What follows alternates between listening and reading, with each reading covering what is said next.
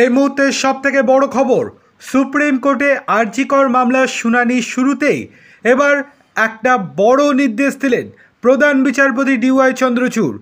আরজিকর কাণ্ডে দেশ জুড়ে চলতে থাকা আন্দোলনের পরিপ্রেক্ষিতে ডাক্তারদের অবিলম্বে কাজে যোগ দিতে নির্দেশ দিল সুপ্রিম কোর্ট। আজ বৃহস্পতিবার প্রধান বিচারপতি ডিওয়াই চন্দ্রচূড় বলেন, ডাক্তাররা কাজে যোগ না দিলে জনস্বার্থ পরিকাঠামো কিভাবে চলবে। কর্মবিরতির জন্য ডাক্তারদের বিরুদ্ধে কোনো ব্যবস্থা নয় বলেও আশ্বাস দিয়েছেন প্রধান বিচারপতি ডিওয়াই চন্দ্রচূড়। বলেছেন, প্রয়োজনে ডাক্তারদের যাবতীয় নিরাপত্তায় ব্যবস্থা করতে হবে। অন্যদিকে চিকিৎসকদের 36 ঘন্টার ডিউটি প্রসঙ্গ তুলেছিলেন সলিসিটর জেনারেল তুষার মেহতা।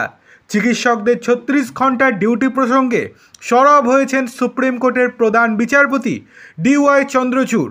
তার প্রশ্ন, কিভাবে একজন চিকিৎসককে টানা 36 ঘন্টার ডিউটিতে দেওয়া হয়। জুনিয়র চিকিৎসকদের আইনজীবীদের তরফে বলা হয় যে কেউ একজন 36 ঘন্টা কাজ করলে তার শারীরিক ক্ষমতা আর কি থাকে। বড় কোনো বিষয়ের কথা তো অনেক দূরের কথা, ডাক্তারদের নিরাপত্তার কথা উঠে আসে প্রধান বিচারপতির কথায়। এছাড়াও আরও একটি অভিযোগ করেছেন সলিসিটর জেনারেল তুষার মেহতা।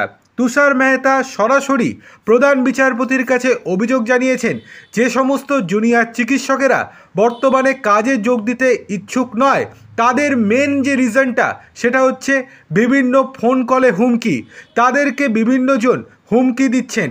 এরপরেই প্রধান বিচারপতি জানান কে হুমকি দিচ্ছে, কারা হুমকি দিচ্ছে, কেনই বা হুমকি দিচ্ছেন। তখন সলিসিটর জেনারেল বলেন, সেটা আমরা জানি না, তদন্ত চলছে, কিন্তু কোনো কিছুই সমাধান হচ্ছে না। তখনই প্রধান বিচারপতি বলেন, আপনারা কাজে যোগ দিন, ওখানে সেন্ট্রাল ফোর্স থাকবে, কোনো রকম অসুবিধা হবে না। কেউ যদি হুমকি দেয় তাহলে সেক্ষেত্রে সেন্ট্রাল ফোর্সকে অবশ্যই জানাবেন।